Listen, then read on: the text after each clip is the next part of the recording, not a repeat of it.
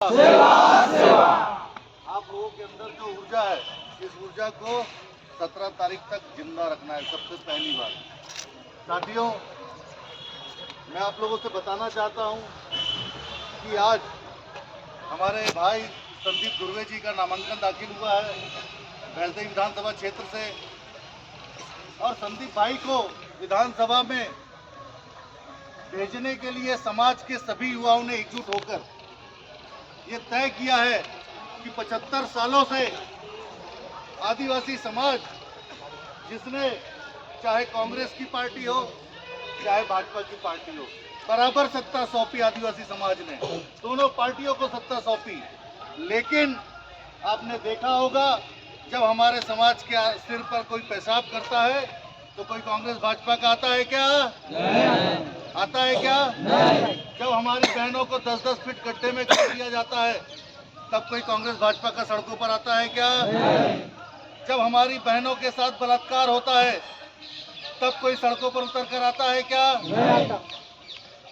हर जगह जब भी आदिवासी समाज के ऊपर अत्याचार होता है, जब भी हमारे साथ शोषण होता है, जब भी हमारे हक अधिकारों की बात होती है, कभी भी कोई राजनीतिक दल जिसको हमने 70-75 सालों में अपने वोट से सरकार बनाई, उसने कभी भी हमारे लोगों की तरफ पलटकर देखा नहीं। और उसका परिणाम है कि आज हमारे जैसे युवाओं को सड़कों पर उतरना पड़ रहा है।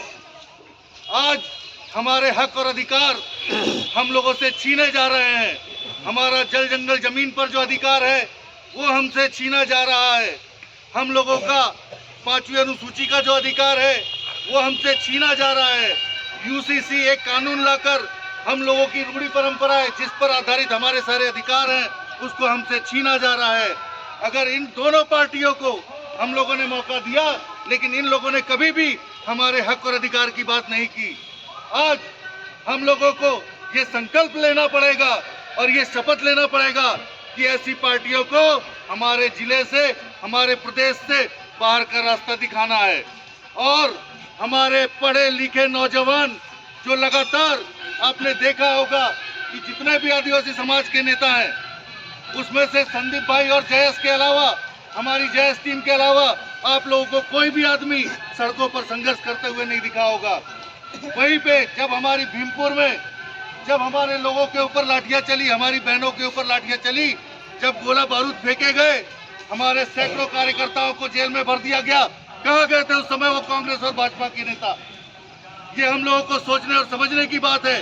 जब हम लोगों के ऊपर मुसीबत आती है, जब हम लोगों के ऊपर अन्याय होता है, जब हमारे ऊपर अत्याचार होता है, तो ये पार्टियां ताली बजाती है और हम लोगों का मजाक उड़ाती है।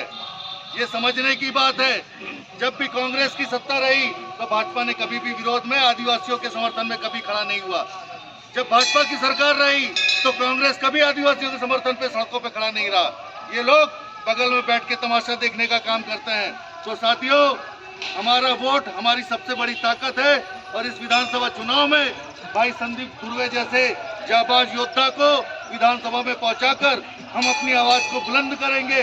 इसी के साथ जय सेवा, जय जोहार, जय